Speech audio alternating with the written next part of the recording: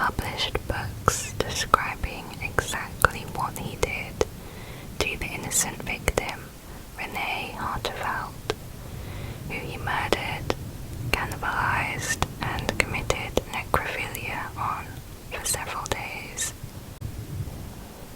Issei enjoyed decades of fame as an author, artist, restaurant critic, television commentator, and even porn star. So who is Issei Sagawa? On the surface, this is a man that does not seem at all intimidating, standing at only 4'9", the size of an 11-year-old boy. Perhaps this helped his case, but the major factor here is his family, who had successfully gotten him out of trouble before.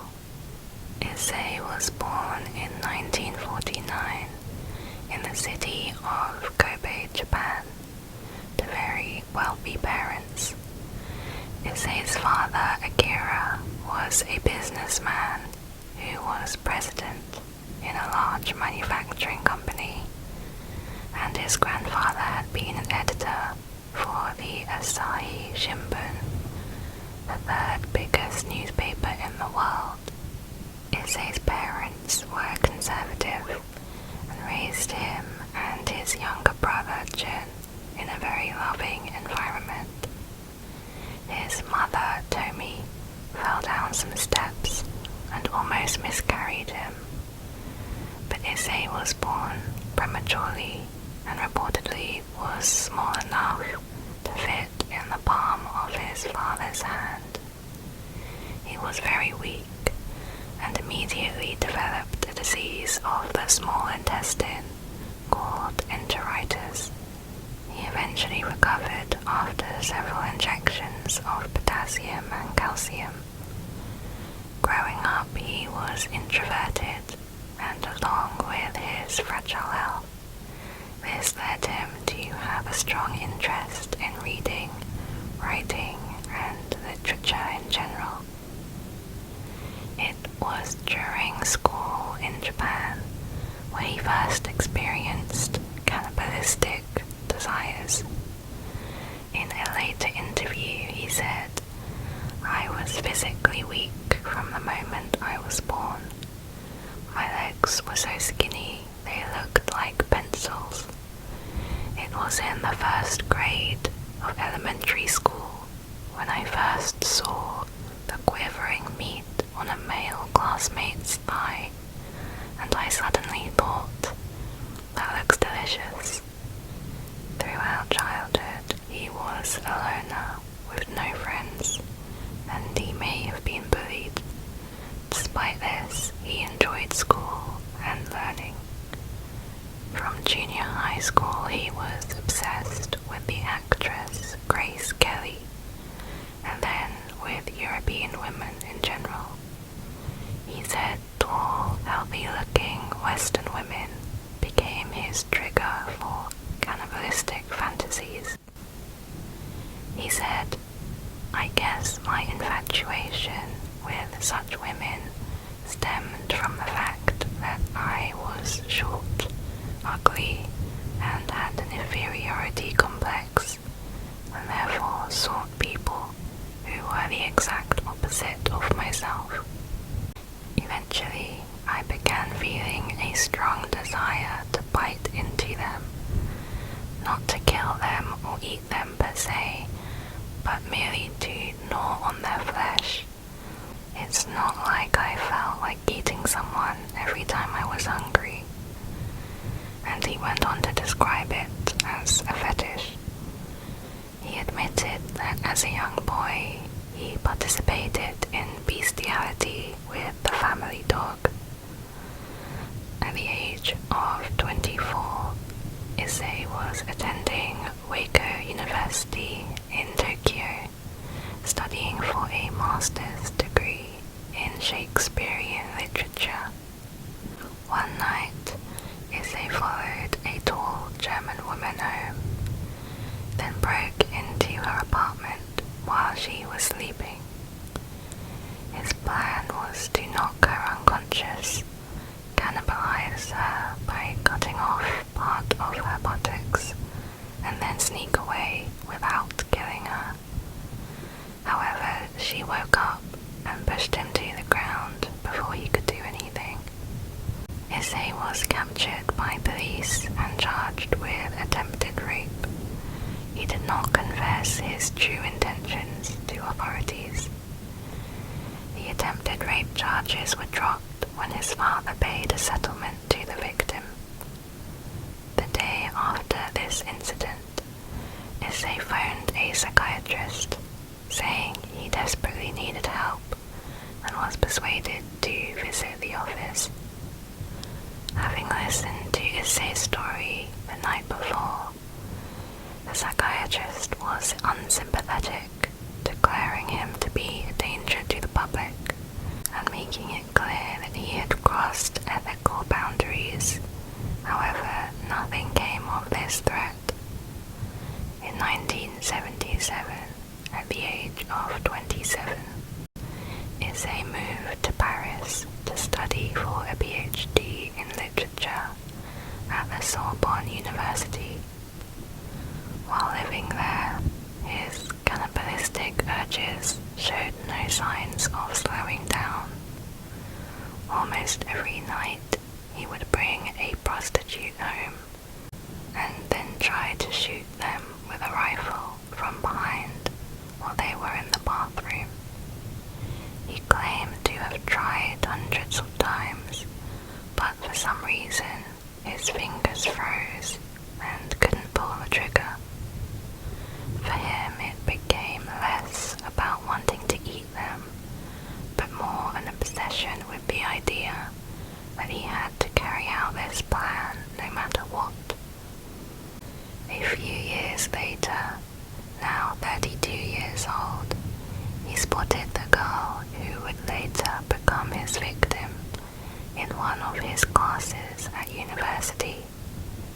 He said, "All of the French women I had met before then were beautiful, but were also stuck up and totally out of my league. In contrast, this girl was so friendly and warm. We became friends." He had chosen 25-year-old Renee Rotterbelt for her health and beauty. She was 5'10" from the Netherlands and had many admirers. She was beautiful, smart, creative, and independent. Renee was fluent in English, French, and German, and also attended Sorbonne University studying French literature. Traveling home on the metro one afternoon, Issei was thrilled to come face to face with this girl who he could not stop thinking about. He saw his opportunity, so he sat down beside her in the train. Renee recognized him from their literature class, and Issei used this to start a casual conversation. Although he was shy, Issei was determined to get what he wanted. Meanwhile, Renee probably just thought he was an intelligent and witty classmate. Issei invited a group from his class to his apartment for dinner for some Japanese cuisine. They all agreed, including Renee. However, on the day, everyone except for Renee decided not to attend. Issei had known that most people found him a bit strange, and he did not have any friends, so he was very surprised when Renee turned up at his door. Issei began inviting her for dinner often. He also said he would be interested in learning German and would pay for her to tutor him, which she accepted. In his mind, she became another candidate for his plan. Every time Renee came over, just like the prostitutes, he found himself pointing a gun at her from behind.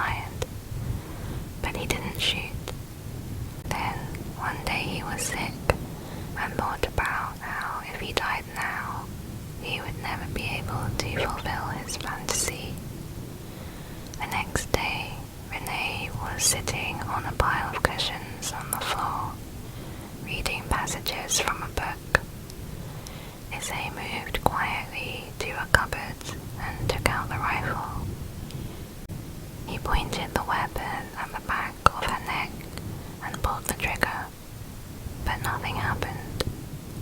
The gun had jammed. Renee seemed not to have heard the click of the gun, so Issei quickly returned the rifle to the cupboard and sat down next to her, pretending to listen to her German lesson.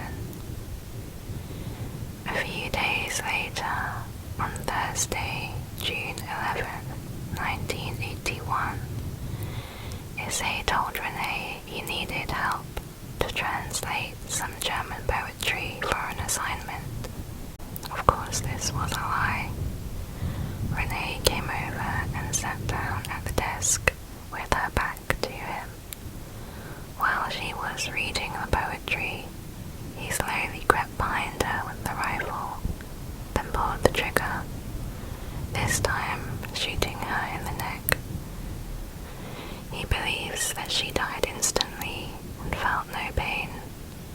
However, the autopsy showed that the gun was not powerful enough to send the bullet through her skull. Renee collapsed to the floor, and Issei thought about calling an ambulance, but decided not to. Finally, he would be able to fulfill this fantasy he had been obsessing over. Issei claimed to have fainted due to shock, and because of the massive pool of blood he saw, as apparently he does not like blood. When he came to, he undressed her, and then he tried to bite into her. However, his teeth were not sharp enough, so he went out to buy a butcher's knife. He then cut and ate various parts of Renee's body, either raw or cooked. He repeatedly raped her deceased, mutilated body.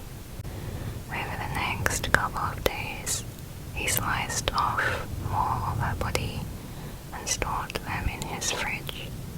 He also took photographs at each stage. The police later released some very disturbing photos that showed Renee's remains and the plates of meat Issei prepared for consumption. This is what he said in an interview. "Human meat is odorless. I actually believe that human meat is the tastiest of all meats." He also quoted the philosopher Georges Bataille, who believed that the kiss is the beginning of cannibalism. He said, "I did for a moment realize that I had lost an important friend and regretted it. Nobody believes me, but my ultimate intention was to eat her, not necessarily to kill her." He claims that if he had gotten to know Renee more as a person, he would never have been able to do this. After 2 days, on Saturday evening, Issei decided he had to get rid of the body as the weather was warm and the apartment was starting to smell. He dismembered Renee's corpse and packed her into 2 suitcases. Issei took a taxi, and the driver jokingly asked if there was a corpse in the heavy bags. His plan was to dump Renee's remains into a lake at the Bois de Boulogne Park. It was 8 p.m, but still light outside.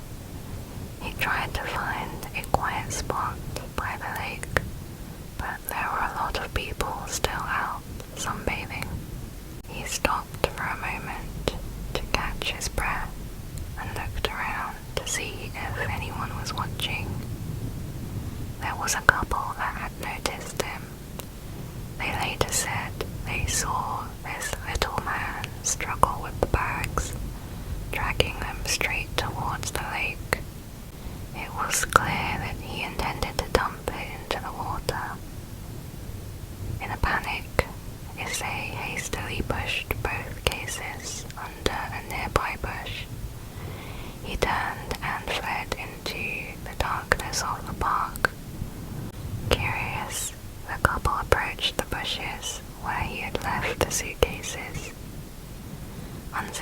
first case, and looking inside, they saw the blood-stained sheets wrapped around a dismembered body. They called the police, and 4 days later, Issei was arrested. It was not difficult for the detectives, as once they located the taxi driver, he provided them with Issei's address. Renee's ID card was found in his room, and her remains were still in his fridge. Issei immediately confessed everything, saying, "I killed her to eat her flesh." Issei's father provided a top lawyer for his defense. After being held for 2 years awaiting a trial, Issei was found legally insane and unfit to stand trial by the French judge, and he was ordered to be held indefinitely in a mental institution. Issei was visited by the author Inuhiko Yamota. He then wrote and published an autobiography in Japan called In the Fog, describing the details of the murder. Issei subsequently rose to a celebrity-like status. His father's legal team convinced the French authorities that he would be better cared for closer to his family.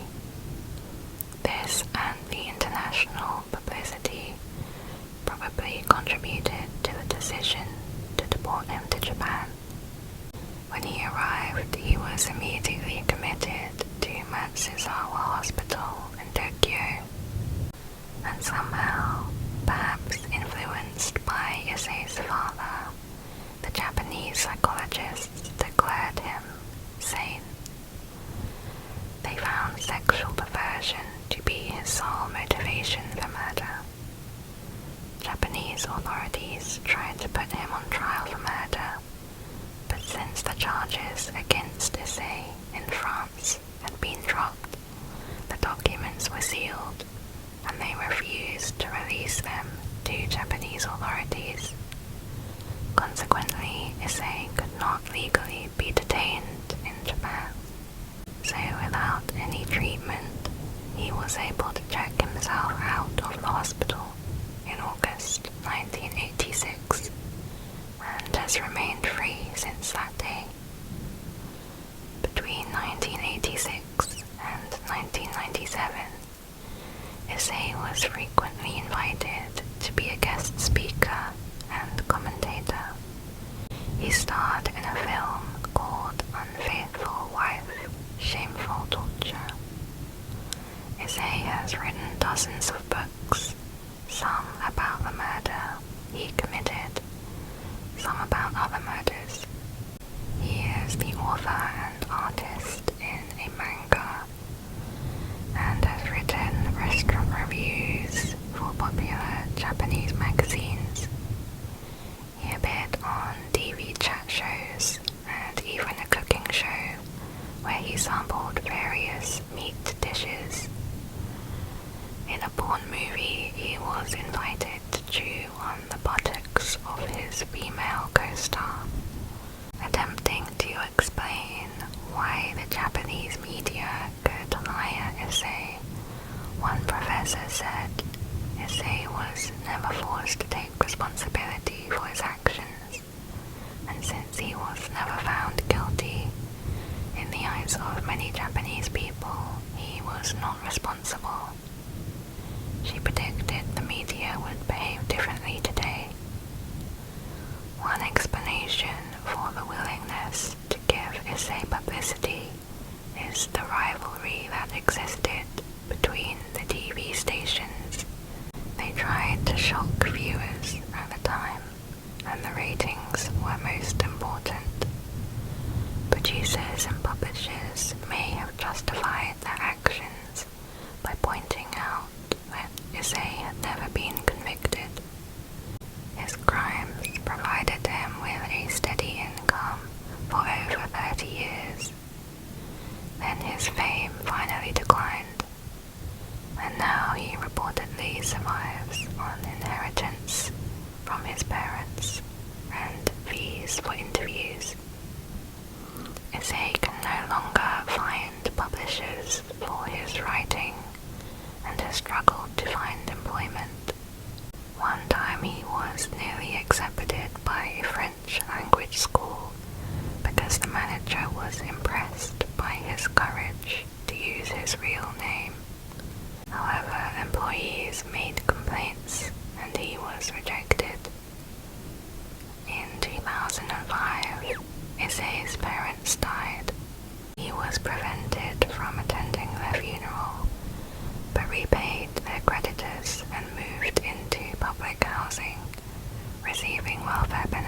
for some time. In an interview in 2011, Issei said that being forced to make a living while being known as a murderer and cannibal was a terrible punishment. He would have preferred the death penalty to end his suffering. In 2013, Issei was hospitalized from a cerebral hemorrhage, which permanently damaged his nervous system.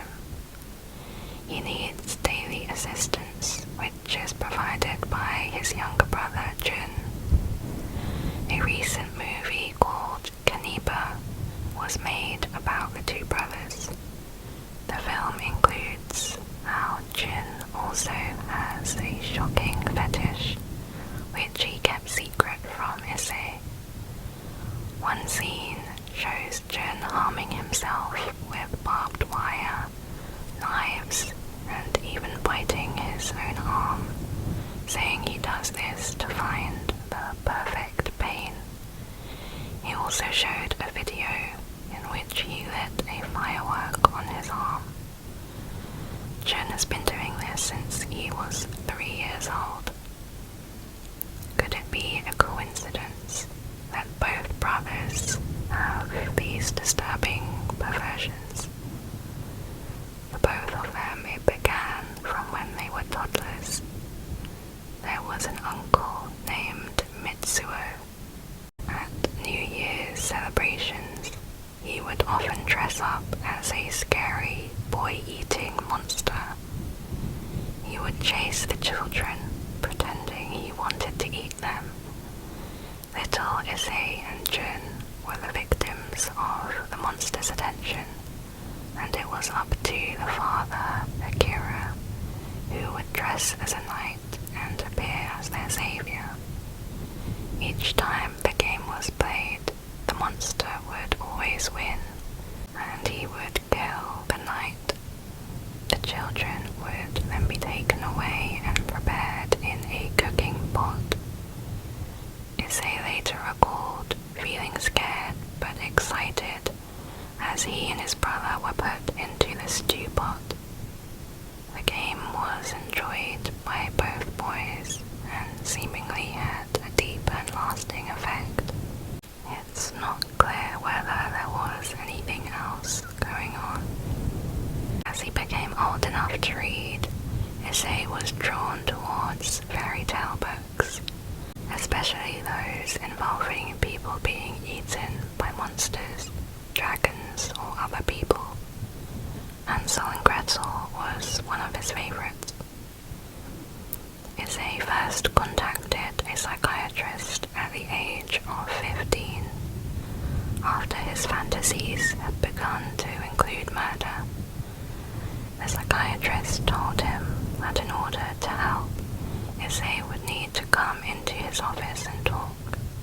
But Issei was far too embarrassed to sit face to face with someone and discuss these things, so he did not go forward with therapy. He did eventually share his secrets with his brother, but Jun was not impressed and dismissed it, thinking that Issei was joking.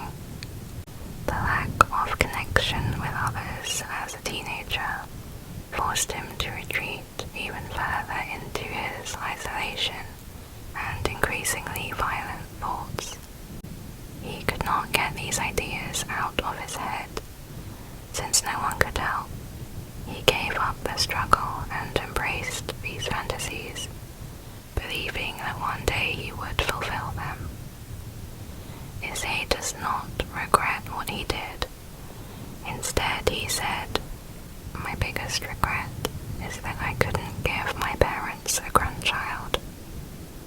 In one interview, he said he wished to eat another woman before he dies, but this time he wanted it to be a Japanese woman. Although more recently, Jun said that Issei had a gastrostomy and could no longer eat.